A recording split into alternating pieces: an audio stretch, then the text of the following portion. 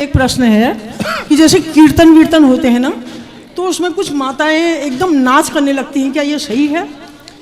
मीराबाई की तरह यदि किसी का भाव हो और केवल परमात्मा के लिए कोई नाचे तो वो नाचना सबसे उत्तम है। पग घुंघरू बांध मीरा नाची रे, ये तो वो तो भगवान के लिए नाचना बहुत अच्छा है। लेकिन वो अजीब सी बालों को खोल के अजीब सी हरकतें ऐसे करती बाल? हैं। हाँ, ऐसा करती हैं तो डर जैसा लगता है गुरुजी। ये वाला तो इसमें तो हम ही डर जाते हैं ऐसे। हाँ ऐसे। और दूसरा गुरुजी मैंने पूछना है, आप ये तो कहते बहुत हैं ना- डरावना है। हाँ, डर लगती है ऐसे से। हाँ हाँ, दूसरा गुरुजी मैंने आपसे पूछना है कि आप कहते हो ना पति परमेश्वर है। हाँ, ठीक है, पति की सेवा की जाए, सब कुछ की जाए, पति का आदर किया जाए, लेकिन परमेश्वर का स्थान तो पति को नहीं दिया जा सकता। फिर आप क्या देना चाहेंगी? ठीक है, वो हमसे बड़े हैं, हमारे पति हैं, पति का स्थान पति को ही देंगे। हाँ। भगवान का स्थान हम भगवान को ही। जब हम आंखें बंद करते हैं तो हमारे सामने हमारे गुरु और हमारे देवता ही आते हैं, हमारे पति नहीं आते हैं। हमें हमारे भगवान ही दिखते हैं, भोलेनाथ दिखते हैं हमें। हाँ, भगवान देखें, क्या दिक्कत, अच्छी बात है, भगवान देखें। पर देखो, माँ भगवान होती है कि नहीं? हाँ, माँ भगवान होती है, माँ दिखती है।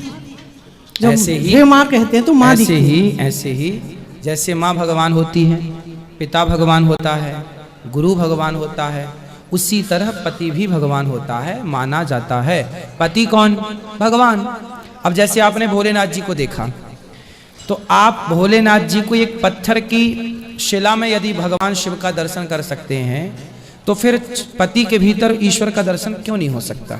देखो, मंदिर में भगवान है तो क्या कण कण में भगवान नहीं है? यदि पत्थर में भगवान की पूजा हो सकती है तो पति में भगवान की पूजा क्यों नहीं हो सकती?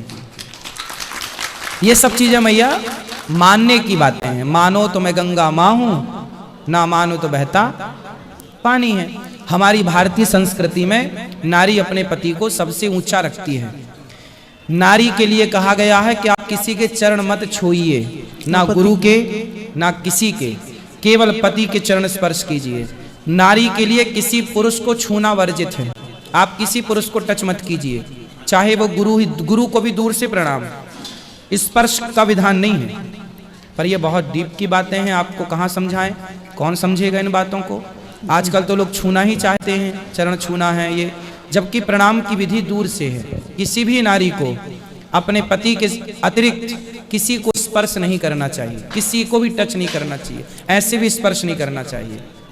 तो अब ये विधान तो ये है, पति ही नारी के लिए सब कुछ है। वही उसका भगवान है, वही उसका गुरु है, वही उसका सब कुछ है। और महाराज जी, पर पति भी फिर पति जैसा हो। हाँ, पति जैसा हो। पति को भी फिर चाहिए कि वो भी अपनी मर्यादाओं में रहे। पति तुम्हें भगवान मान रही है, पति तुम्हें गुरु मान रही है, और तुम शराब पी रहे हो, तुम मांस खा रहे हो, तुम पराई औरत के संग घूम रहे हो, ऐसा लक्षण पति का। यदि नारी अपने स्त्रीत्व में है, पतिव्रता है, एक पतिव्रता है, तो पुरुष को भी पत्नीव्रता होना चाहिए। एक पत्नीव्रता, जैसे भगवान राम अपनी पत्नी के सिवा कोई पराई नारी नहीं, जैसे माता सीता। गुरु जी का सभी भक्तजनों को मेरा दिल से धन्यवाद।